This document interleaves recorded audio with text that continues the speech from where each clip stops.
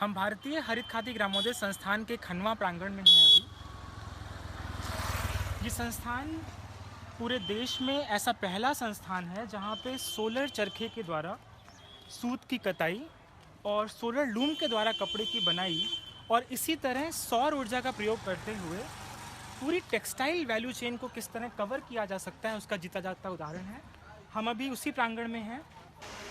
ये हमारा पहला प्रशिक्षण केंद्र था जो जून से शुरू हुआ, जून 2016 जैसा मैंने बताया। आज इसका स्वरूप भी काफ़ी बदल गया है। आज इसमें मशीनों की संख्याएं भी काफ़ी बदल गई हैं। हमने शुरुआत करी थी 8 स्पिंडल के सोलर चरखे से, जिसकी उत्पादन क्षमता 800 ग्राम पर डे की थी। उसके बाद फिर हम ग्रेजुएट हुए 10 स्पिंडल सोलर चरखे में, जिसकी उत्पादन क्षमता 1 किलो पर डे की है। उसी में महिलाओं को ग्रुप में ट्रेनिंग दी जाती है। हम सीधे आगे बढ़ते हैं इस तरफ। अभी आप देख रहे हैं यहाँ पे महिलाएं प्रशिक्षण ले चुकी थी। हमारा बैच अभी ख़त्म हुआ है। ये वो 25 मशीनों का ग्रुप है 10 स्पिंडल सोलर चरखे का, जिसमें महिलाएं प्रशिक्षण लेती हैं। और यही चरखे, ठीक यही चरखे उनको उनके घरों में जब बैंक से लिंक करा दिया जाता है, PMEGP स्कीम में, मुद्रा स्कीम में, यही चरखे उनके घरों में प्रोवाइड करा दिए जाते हैं। उसके बाद फिर धागे का वैल्यू एडिशन कैसे किया जाए। कई बार धागे हमारे पास इस बॉबिन के रूप में आते हैं जो बाद में कोन के रूप में कन्वर्ट होते हैं। कई बार धागे कोन के रूप में आते हैं जो इस तरह से हैंक में कन्वर्ट होते हैं। और ये ज़रूरी होता है जब यार्न डाइंग करी जाती है फैब्रिक की। जैसे जो कपड़ा मैंने पहना है यहीं का बना हुआ है, इसमें धागा पहले डाई हुआ है और फिर इसकी बुनाई करी गई है। हम लोग आगे बढ़ते हैं। हमने जब चरखे में कैसे नवाचार किया जाए, चरखे में कैसे इनोवेशन किया जाए, तो LMW ने हमारे लिए काफ़ी मदद करी और एक 32 स्पिंडल का चरखा यहाँ पे हमारे लिए उन्होंने बनाया, जिसमें वो 5 किलो प्रतिदिन की प्रोडक्शन हो सकती है। और इस चरखे की विशेषता ये है कि इसमें कई तरह के धागे बन सकते हैं, मोटे, पतले। इसकी स्पीड की बात करें, इसकी गुणवत्ता की बात करें, ये कहीं भी मिल से कम नहीं है। लेकिन ये धागा खादी है। खादी और मिल के धागों में जो सबसे बड़ा अंतर होता है वो उसकी ट्विस्टिंग का होता है। जैसे खादी धागे में एस ट्विस्ट होता है और मिल के धागों में जेट ट्विस्ट होता है। और उसके बाद हम सिल्क की कटाई में आए। ये कोकून है। अभी जो प्रशिक्षण में कोकून यूज़ होता है उसको कटिया तसर बोलते हैं। ये कोकून तब हम पेड़ से लेते हैं जब कीड़ा जो रेशम है वो कोकून को अपने आप ही छोड़ के जा चुका होता है। ये सिल्क की बहुत अच्छी वैरायटी तो नहीं होती है, लेकिन जैकेट वगैरह के इस्तेमाल, जैकेट को बनाने में ये इस्तेमाल किया जाता है। इसको अहिंसा सिल्क भी बोला जाता है, नॉन वायलेंट सिल्क भी। इसको पहले पैर से चलाया जाता था, पैर से चलाया। उसके बाद फिर हमने सोलर मोटर यहाँ पे लगा दी है। ये मोटर भी सोलर पावर से चलती है, DC मोटर है, जिससे इसकी स्पीड बढ़ गई है। और पहले जो 50 ग्राम दिन भर में कटता था वो अब 400 ग्राम दिन भर में हो गया है। तो इस तरह से जब धागे बन जाते हैं तो धागों का जो अगला स्टेप है वो है धागे से कपड़ा बनाना, धागे में वैल्यू एडिशन करके। जैसे कि मैंने बताया कि धागे को पहले या तो हैंग की फॉर्म में दिया जाता है या कोन के फॉर्म में वो ट्रैवल होता है। उसके बाद फिर 5 ऐसे छोटे छोटे प्रोसेसेस होते हैं जो आप अभी देखेंगे। और उन प्रोसेस के बाद फिर कपड़े की बुनाई होती है। रोजगार की अगर बात करें तो सीधा सच्चा फॉर्मूला ये है कि जैसे मैंने 10 स्पिंडल चरखे की बात करी, तो 1 स्पिंडल 1 जॉब, मतलब एक 10 स्पिंडल का चरखा अपने पूरे वैल्यू चेन को कवर करते हुए 10 जॉब को क्रिएट करता है। अभी हम चल रहे हैं अपनी बुनाई सेंटर में, जो मैं अलग अलग आपको प्रोसेसेस की बात कर रहा था। तो वो कोन वहाँ पे आता है, इसको क्रील बोलते हैं, ये वॉर्पिंग प्रोसेस बोलते हैं। ये तानी बन रही है अभी, हिंदी में तानी बोलते हैं, इसको वॉर्पिंग बोलते हैं। इस बीम से फिर ये बीम बन के इधर आती है लूम में, वॉर बीम बोलते हैं। वॉर बीम की तनाई होती है लूम में। तो यहाँ पे फिर जब ये मशीन ऑन होती है, ये भी सोलर से ही चल रहा है, तो इस तरह से धागा बुना जाता है और ये कपड़ा बनता है। अभी जो आप ये देख रहे हैं इसमें सिल्क की कटाई, सिल्क की तानी है और कॉटन की भरनी है। सिल्क और कॉटन मिक्स फैब्रिक यहाँ पे बनाया जा रहा है। अभी ये दुपट्टों के रूप में बेचा जा रहा है। हमने अभी तक इसी प्रोसेस से खंडवा प्रांगण से ही हमने 5000 किलो धागे ऑलरेडी बायर्स को प्रोवाइड किए हैं और ये धागे यहाँ से भागलपुर, बिजनौर, बनारस, महेश्वर, नगरी ऐसे कई क्लस्टर्स में, टेक्सटाइल क्लस्टर्स में जा रहे हैं और वहाँ से इसी तरह से 1.5 लाख मीटर कपड़े हम बायर्स को भेज चुके हैं।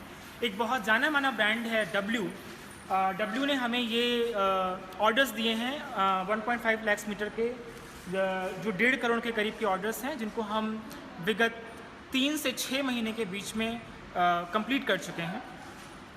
इसके बाद हम अगर आगे बढ़ें तो कपड़े का वैल्यू एडिशन कैसे होता है, उसमें बहुत सारे ऐसे प्रोसेसेस हैं जो हाथ से ही किए जाते हैं, जैसे एम्ब्रॉयडरी हुई, डाइंग हुई। और आगे हम बढ़ते हैं तो टेक्सटाइल को नॉन फार्म सेक्टर का, गैर कृषि क्षेत्र का सबसे बड़ा एम्प्लॉयमेंट जनरेटर माना जाता है।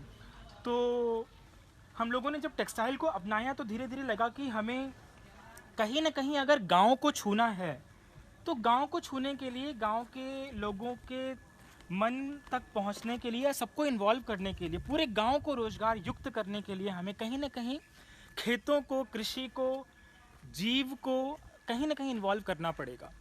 तो इसी विचारधारा के चलते, इसी विचारधारा को लेके हमने 2-3 नई चीज़ें और शुरू करी इसी प्रांगण में, जिसमें पहला है एमिनो एसिड का प्रोडक्शन। एमिनो एसिड में हमने गोमूत्र और मानव केश, ह्यूमन हेयर को भी इस्तेमाल करके एमिनो एसिड बनाने का, इसका आज ही उद्घाटन हुआ है। हम अभी उस यूनिट को भी देखेंगे, हम अपने उन साइंटिस्ट से भी मिलेंगे जिन्होंने इस नवाचार को हमारे सामने रखा और हमने उनको ये प्लेटफॉर्म प्रोवाइड किया कि जिससे वो यहाँ पे आके, ये भी माना जा रहा है कि देश की ये भी पहली यूनिट है ऐसी जहाँ पे गोमूत्र और ह्यूमन हेयर्स का इस्तेमाल करके एमिनो एसिड बनाया जा रहा है और गोबर का इस्तेमाल करके जीवाणु उर्वरक बायो कंपोस्ट बनाया जा रहा है। ये वो यूनिट है जिसका आज उद्घाटन हुआ है और ये हमारे डॉक्टर माननीय यादव जी हैं, ये एमगिरी से हैं, वर्धा से, और ये अभी आगे एक्सप्लेन करेंगे कि जो इनकी पूरी विचारधारा थी, जो इनके दिमाग के ऊपर है ये पूरा का पूरा प्रोजेक्ट, जिससे पूरे खंडवा वासी लाभान्वित होंगे। तो अब ये आपको बताएंगे कि ये है क्या पूरा प्रोजेक्ट। मैं महात्मा गांधी ग्रामीण औद्योगिकरण से कर्मराज यादव, उप निदेशक जैव प्रसंस्करण जड़ी बूटी विभाग में कार्यरत हूँ।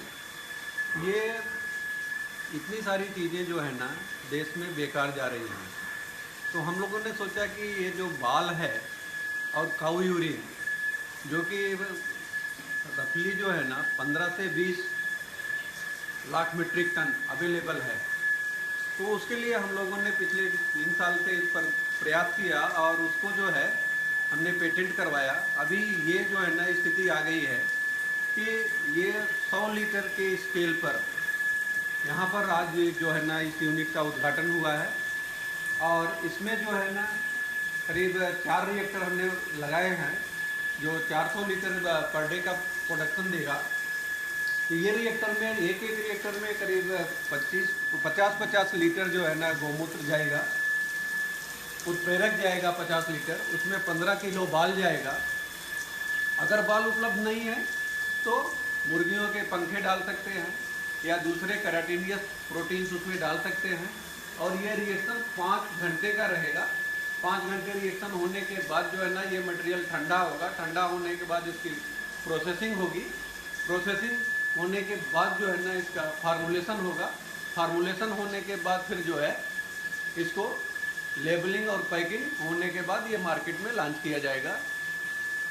और इससे जो है ना प्रोडक्टिविटी, चाहे वो हार्टिकल्चर हो, एग्रीकल्चर हो या फ्लोरिकल्चर हो, 15 से 25% के बीच में बढ़ती है।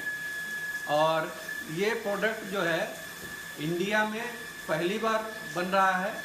इस प्रोजेक्ट के शिल्पकार अगर श्री कर्मराज जी हैं तो इसके जो मूर्तिकार हैं वो डॉक्टर संजय जी हैं। इन्होंने ही इस साथ में रिसर्च करके इन मशीनों को जो मूर्त रूप है वो डॉक्टर संजय जी ने दिया है। आप थोड़ा सा एक्सप्लेन करें कि अभी इसको आप कितना स्केल अप कर सकते, कितना स्केलेबल है ये मॉडल। देखिए, माननीय मंत्री श्री गिरिराज सिंह जी का सपना है ये और टेक्निकल असिस्टेंट डॉक्टर यादव की रही है। हम तो बस एक शिल्पकार ही कहें, आप इतना ही है। और हमने तो उनके सपनों को एक ये रूप दिया है। हमारी इच्छा है कि इसको जितने बड़े स्केल पे मंत्री जी करेंगे, और जैसे जैसे उनका सपना है कि इसको बड़े लार्ज स्केल पे करना है उन्होंने, और हज़ारों यूनिट लगा के किसानों को फ़ायदा देना है, उन लोगों को फ़ायदा देना है, रोज़गार के अवसर उत्पन्न करने हैं, तो इसमें हम उनके लिए बिल्कुल तत्पर उनके साथ तैयार खड़े हैं। हम लोग इसके बाद आगे बढ़ते हैं। ये तो खैर काफ़ी केमिकल ओरिएंटेड दिखने में लग रहा है, ये थोड़ा सा फॉरेन एलिमेंट लग सकता है रूरल सेटअप के लिए, लेकिन गांव के लोग जिन चीज़ों से हमेशा से ही जानते पहचानते रहे हैं वो है बायोगैस। बायोगैस भी काफ़ी पहले से गांव में रहा है, और आप देख सकते हैं एक आधुनिक बायोगैस संयंत्र यहाँ पे सिंटेक्स के संयोजन से लगाया गया है। उसके साथ ही श्री मुदगल जी ने यहाँ पे एक बायो कंपोस्ट का सेटअप इधर लगवाया है, इसको भी आज ही प्रिपेयर कराया गया है। कि ये एक बायो कंपोस्ट बनाने का एक यूनिक मेथड है। इसमें थोड़ा इधर चलते रहते हैं। नॉर्मली जो अभी मेथड यूज़ हो रहे हैं ना, उनमें गोबर को गड्ढे में डाल के जी सड़ने की प्रक्रिया करते हैं। हाँ, इसमें कोई गड्ढा नहीं बनाया गया, कोई मैंने गड्ढा ध्यान नहीं दिया। तो इस एक यूनिट में जी टोटल 20 क्विंटल मटेरियल हम एक बार में डालते हैं। इसमें लगभग 15 क्विंटल तो इसमें काउडंग है, गाय का गोबर है, गाय भैंस के भी गोबर हो सकता है। जी तो इसमें 15 क्विंटल गाय का गोबर, जी और उसके बाद उसमें हमें मिलाना पड़ता है 1.5 से 2 क्विंटल हरा चारा। ठीक है। हरे चारे का मतलब इसका CN रेशो बरकरार रखने के लिए। वो हरा चारा कुछ भी हो सकता है, वो भी बहुत आराम से गांव में मिल जाता है। ठीक है। सहजन मिल जाए तो बहुत अच्छा। अच्छा, सहजन भी हरा हरे पत्ता, ठीक है। और या कोई भी मिले। नीम इसमें हमें नहीं डालना है, और यूकलिप्टस नहीं डालना है, ठीक है सर। वो जीवाणुओं पे असर करेगा। जी उसके बाद इसमें हमें मिलाना होता है लगभग 1.5 से 2 क्विंटल रॉक फास्फेट, ताकि इसकी फास्फोरस की मात्रा भी इसमें बढ़ जाए। जी और रॉक फास्फेट मिलाने के बाद कुछ ऐसे पदार्थ हैं जिससे इसकी गुणवत्ता बढ़ती है, जैसे कि फ्लाई ऐश है, जी कोल ऐश मिल जाती है, कहीं प्रेस मड मिल जाता है, जी तो वो इसमें मिला सकते हैं। जी और पूरा मिलाने के बाद जी इसमें मॉइस्चर करते हैं, थोड़ा पानी डाल के और मिक्स करके इस तरह से इसको गोबर से लीप दिया जाता है। जैसे अभी ये गोबर से लिपा हुआ है, अभी ताज़ा है, 2-3 दिन में मैंने देखा है सर गांव में ऐसे ही लोग अपने घरों को या दीवारों को लीपते रहते आए, तो ये कोई बहुत टफ नहीं है उनके लिए, बिल्कुल सिंपल है। जी जैसे महिलाएं घर में लीपती हैं उसी तरह से हमने इसको लीप दिया। जी अब 20 दिन हमें केवल इंतजार करना है इसका। 20 दिन बाद इसमें एक बांस लेके 5, 6, 7 बड़े बड़े इसमें होल छिद्र करेंगे, इसमें बांस लगा के से। जी और एक हमने किट तैयार की है, जीवाणु किट है, जी जो 2 किट है, किट A और एक B। जी वो जीवाणु होल्स में हम इसमें डाल देंगे, और फिर हम 27वें दिन इसको खोल देंगे, अच्छा ओपन कर देंगे इसको पूरा, जी। और जो किट B है वो इसमें डाल देंगे। अच्छा, ठीक है। तो इस तरह से फिर हमारी 30वें दिन ये खाद तैयार हो जाएगी। जी ये खाद यूरिया और DAP जी से भी अच्छे परिणाम देगी। तो एक किसान को गोबर और यूरिन बेचकर लगभग 50,000 रुपए की आमदनी जी हो सकती है। जी तो जो किसान ये काम नहीं कर रहा है, केवल गोबर बेच रहा है, उसे भी 50,000 रुपये मिले। जी फिर जो किसान या एंटरप्रेन्योर इस खाद को बना रहा है जी और बेच रहा है, उसको अपना लाभ होगा। और जब किसान इसको यूज करेगा तो आधे पैसों में उसको 20% अधिक फसल मिलेगी, और पर्यावरण को भी नुकसान नहीं होगा। जी हम लोग आगे बढ़ते हैं। अब अगर इस चर्चा को हम आगे बढ़ाएं कि हमने किस तरह से कपास को सोर्स करके, स्लाइवर को सोर्स करके धागे को बनाया, फिर धागे को लेके कपड़ा बनाया, कपड़े को लेके हमने गारमेंट्स बनाए, उसमें फैशन एलिमेंट्स इंट्रोड्यूस किया, और फिर कहीं ना कहीं किसानों को ऐड करके हमने अमीनो एसिड को बनाने का जो निश्चय किया है, और जो जैविक उर्वरक को जो बनाने का निश्चय किया है। इन सब चीज़ों को अगर ये चीज़ें अपने तरीके से चलीं और सही से आगे बढ़ीं, अपनी कैपेसिटी पे जिस तरह से हमने देखा, तो ये जहाँ तक मुझे लगता है कि हर गांव को अपने में ही सस्टेनेबल करने का एक बहुत बड़ा माध्यम हो सकता है। अभी हम लोग चलते हैं माननीय विजय पांडे जी से मिलने के लिए, जिन्होंने जो इस पूरे के पूरे कार्यक्रम के सूत्रधार भी हैं और शिल्पकार भी हैं। माननीय मंत्री जी ने जब इनको इस सोलर चरखा के बारे में जब पहली बार बताया था, तभी से इन्होंने ठान लिया कि अब सोलर चरखे को ये आर्थिक आज़ादी का सबसे बड़ा माध्यम बना के रहेंगे। एक आदर्श ग्राम कैसे हर घर रोजगार युक्त हो, उसका एक उदाहरण ये बनेगा और बन रहा है। तो यहाँ पे कुल अभी 840 लोगों को जो है चरखा मिल चुका है। 34 लोग जो है इस पूरे कार्यक्षेत्र में काम कर रहे हैं, कार्यशाला में काम कर रहे हैं। इसमें 100 लोग प्रतिदिन ट्रेनिंग ले रहे हैं। 200 महिलाएं बड़े लूम और टेलरिंग सीख रही हैं। तो इस तरह से पूरा रोजगार का युक्त कार्यक्रम चल रहा है और जल्द से जल्द ये जो है पूरे देश में इम्प्लीमेंट होगा।